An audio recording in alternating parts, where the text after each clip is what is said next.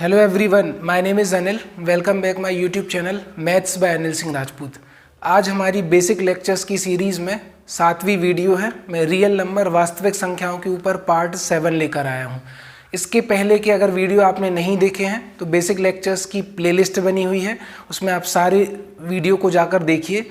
और 10th तक की क्लास में जितने नंबर्स आपने पढ़े हैं वो सारा डिस्कशन मैंने किया है, तो सारी संख्याएं आपको क्लियर हो जाएंगी। इसके बाद आपको फिर अलग से कुछ पढ़ना नहीं पड़ेगा, मैंने सारा डिस्कस किया हुआ है।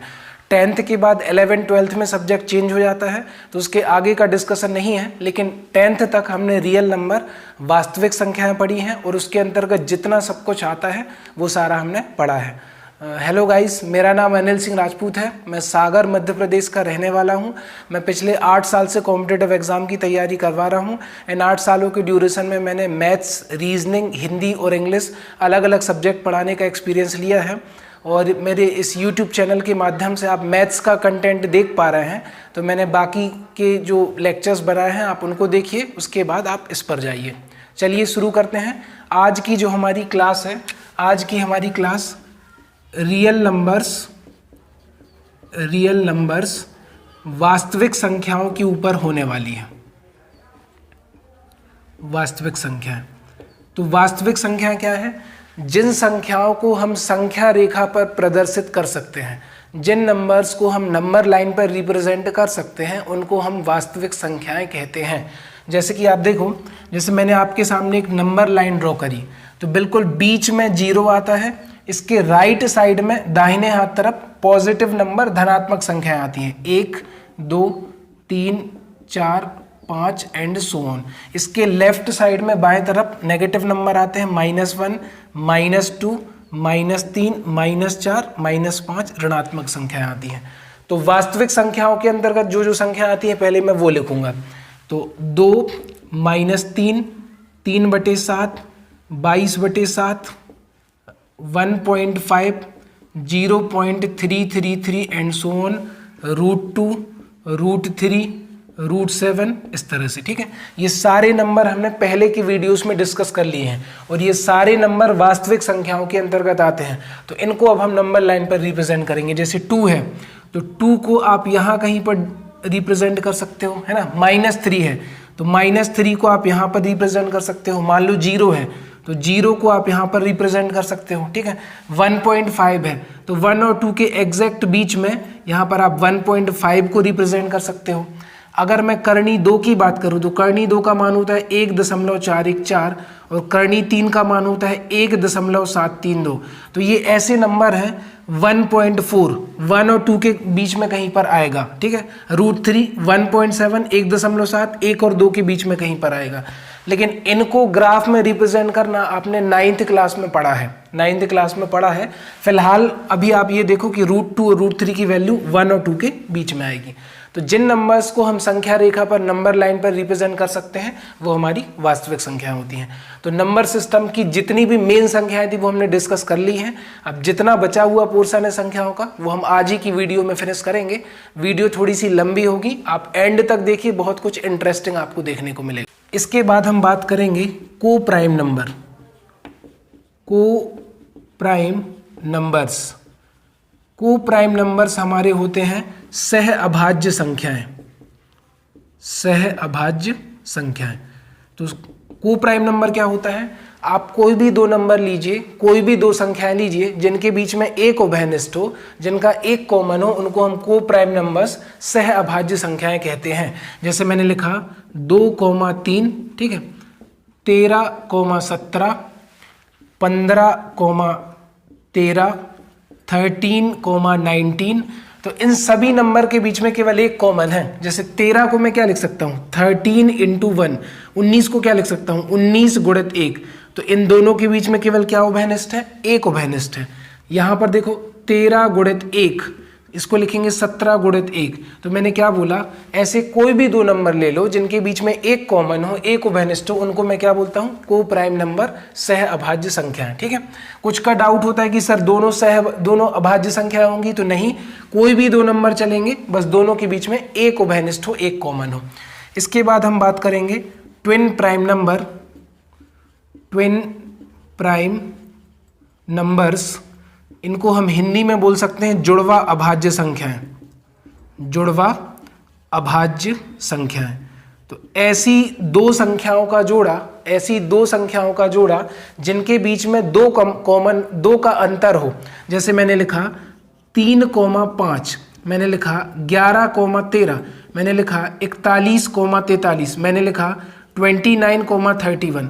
तो कोई भी दो नंबर जिनके बीच का डिफरेंस, जिनके बीच का अंतर 2 होगा, मतलब कोई भी दो ऐसी अभाज्य संख्याएं जिनके बीच 2 का अंतर होगा ना, उनको हम ट्विन प्राइम नंबर, जुड़वा अभाज्य संख्या कहते हैं। आई होप आप समझ गए होंगे को प्राइम नंबर और ट्विन प्राइम नंबर क्या होते हैं। प्राइम नंबर के ऊपर मैंने एक अलग से वीडियो बनाया है 6 मिनट का। तो प्राइम नंबर अभाज्य संख्या बहुत ही इंपॉर्टेंट टॉपिक है कंपटीशन का, तो आप अलग से जाकर उसको देखिए और उसके बाद आप इनको देखिए तो बेहतर समझ में आएगा। अब इसके बाद अगर मैं बात करूं तो होते हैं हमारे ऑड और इवन नंबर, है ना। तीसरे नंबर पर आप पढ़ोगे ऑड नंबर, ठीक है। चौथे नंबर पे आप पढ़ोगे इवन नंबर, ठीक है, इवन नंबर। तो ऑड नंबर जो होते हैं, ऑड नंबर होते हैं हमारे विषम संख्याएं, ऑड नंबर होती हैं विषम संख्याएं, और इवन नंबर होते हैं सम संख्याएं। ऑड नंबर विषम संख्याएं, जैसे एग्जाम्पल लिखा 1, 3, 15, 23, 29, 401 एंड सो ऑन, 20, 44, 46, 48, 502, 40। तो देखो जिन संख्याओं के लास्ट में, जिन नंबर्स के लास्ट में 0, 2, 4, 6 और 8 आता हो, जिनका अंतिम अंक 0, 2, 4, 6, 8 हो, या जिनमें 2 का भाग जाए वो इवन नंबर कहलाते हैं, और जिनमें 2 का भाग ना जाए, जिनके लास्ट में 0, 2, 4, 6, 8 ना आए, वो विषम संख्या कहलाते हैं। ये बहुत ही बेसिक है, आप जानते होंगे, फिर भी मैंने डिस्कस कर दिया। इसके बाद मैं बात करूंगा पैलिंड्रोम नंबर, पैलिंड्रोम नंबर जिसको हिंदी में कहेंगे पैलिंड्रोम संख्या, ठीक है। अगर आप किसी टीचर एलिजिबिलिटी टेस्ट की तैयारी कर रहे हैं या फिर किसी ऐसे एग्जाम में बैठ रहे हैं जिसमें टीचर से रिलेटेड, जैसे सीटेट हो गया, यूपी टेट हो गया, रीट हो गया, उन सबों में ये सारी चीज़ें पैलिंड्रोम नंबर, ये संख्याएं आती हैं, बहुत इंपॉर्टेंट है। तो जैसे मैंने नंबर लिखा 121, है ना, मैंने लिखा 1331, तो ऐसे सभी नंबर जिनको मैं दोनों तरफ से एक जैसा पढ़ूं, लेफ्ट से राइट से, दाएं बाएं से एक सा पढ़ूं, इस तरफ से पढ़ूंगा तब भी 121 पढ़ूंगा, इस तरफ से पढ़ूंगा तब भी 121 पढ़ूंगा। द सेम गोज विथ 1321, इस तरफ से भी 1321, उस तरफ से भी 1321। तो इसको मैं कहता हूं पैलिंड्रोम नंबर। पैलिंड्रोम नंबर मतलब पैलिंड्रोम संख्या, ठीक है। तो ये संख्या आपको समझ में आई होंगी। एक दो संख्या और है तो उसका भी डिस्कशन हम कर लेते हैं। अब हमारा बचता है हार्डी रामानुजन संख्या। तो इसमें तो आप एक नंबर को तो जरूर याद रखना, ये पूछा गया है 1729, 1729 और 4104, ये दोनों नंबर हार्डी रामानुजन संख्याएं हैं। हार्डी रामानुजन संख्या क्या है?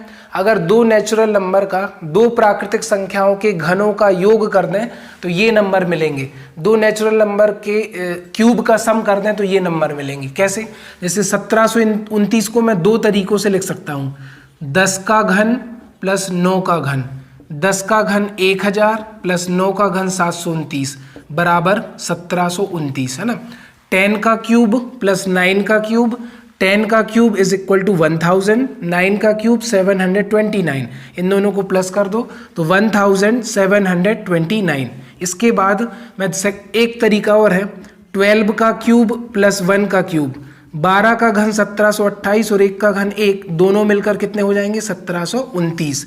तो हमने क्या बोला कि दो नेचुरल नंबर, दो प्राकृतिक संख्याओं का घन करके, क्यूब करके उनको जोड़ दो तो ये नंबर मिलता है। 4104 में हम क्या लिखेंगे? इसमें आप कह सकते हो सर, इसमें आएगा आपका आ जाएगा 15 का घन प्लस 9 का घन, 15 का घन मेरे भाई होता है 3375 और 9 का घन होता है 729। आप इसको जोड़ कर देख लो, 9 और 5 14 का 4 कैरी 1, 7 2 9 10 का 0 हासिल 1, 7 3 10 11 की 1 हासिल 1, 3 और 1 4, 4104 हो गया। एक तरीके से मैं इसको और लिख सकता हूँ, ये हो जाता है मेरा 16 का घन प्लस 2 का घन।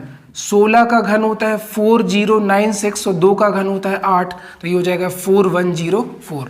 तो हार्डी रामानुजन संख्या में और भी संख्याएं आती हैं, लेकिन उस नंबर को दो संख्याओं के क्यूब का जब हम सम करते हैं, दो संख्याओं के घनों को जब हम जोड़ते हैं तो वो संख्या मिलती है।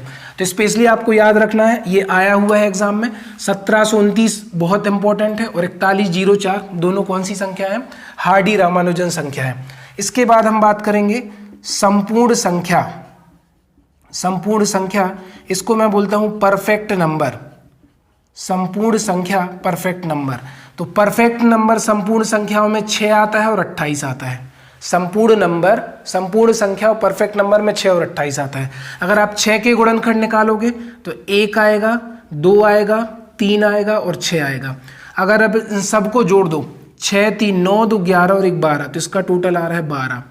28 में 1 से डिवाइड होगा, 2 से होगा, 4 से होगा, 7 से होगा, 14 से होगा, 28 से होगा। 4 2 6 और 1 7, दूनी 14, 14 14 28, 28 और 28 56।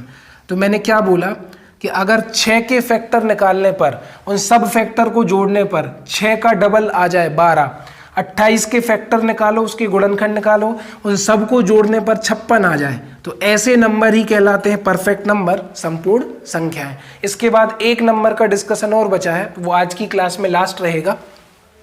इसको हम बोलते हैं आर्मस्ट्रॉन्ग नंबर।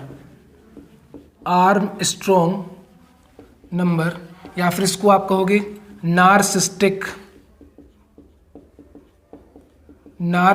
नंबर। मैं हिंदी में भी लिख देता हूं, आप कहो आर्मस्ट्रॉन्ग संख्याएं, आर्मस्ट्रॉन्ग संख्याएं, या फिर आप कह सकते हो नार्सिस्टिक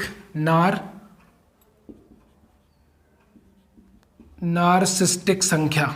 ठीक है, नार्सिस्टिक और आर्मस्ट्रॉन्ग नंबर, ये दोनों क्या होते हैं? इसमें आता है सबसे पहले देखो 0 1 2 3 4 5 6 7 8 और 9, ये हमारे 1 डिजिट में हो गए।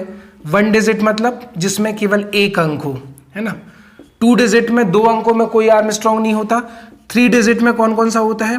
तो 3 डिजिट में होता है आपका 153, 153 के बाद 370, 371 और 407, है ना। 153 370 371 407। अब ध्यान से देखना, यहाँ पर 1 2 3 3 नंबर है ना, 1 2 3, तो आप कहोगे सर n की वैल्यू 3 है, तो हर एक नंबर पर 3 की पावर लगा दो। 1 का घन प्लस 5 का क्यूब प्लस 3 का क्यूब। ठीक है, तो 5 का घन 125, 3 का घन 27, 1 का घन 1, इन सब का टोटल करोगे तो 153 आएगा। यहाँ पर भी 3 का घन प्लस 7 का घन प्लस 0 का घन, सबका टोटल करोगे तो 370 आएगा। मैंने क्या बोला? जितने नंबर हो ना उतने की पावर लगेगी। जैसे यहाँ पर 1 डिजिट का नंबर है तो n इज इक्वल टू 1 है, तो 1 की पावर लगेगी, तो 0 की पावर 1 0 हो जाएगा, 1 की पावर 1 1 हो जाएगा। ठीक है, अगर एक संख्या है तो 1 की घात लगेगी, 3 संख्या है तो 3 की घात लगेंगी। 371 में क्या करोगे?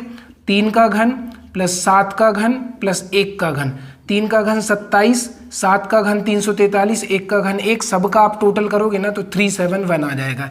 ये मोस्ट इंपॉर्टेंट है, इनको आर्मस्ट्रॉन्ग नंबर भी बोलते हैं और नार्सिस्टिक नंबर, नार्सिस्टिक संख्याएं भी बोलते हैं, आपको याद रखना है। ठीक है, बहुत ही यूनिक नंबर है, इंपॉर्टेंट है, और ये टीचर एलिजिबिलिटी टेस्ट के एग्जाम में पूछे गए हैं। ठीक है, फिर मैं आपसे कहता हूं, आप जितना वीडियो को शेयर करेंगे मुझे उतना मोटिवेशन मिलेगा वीडियो बनाने के लिए।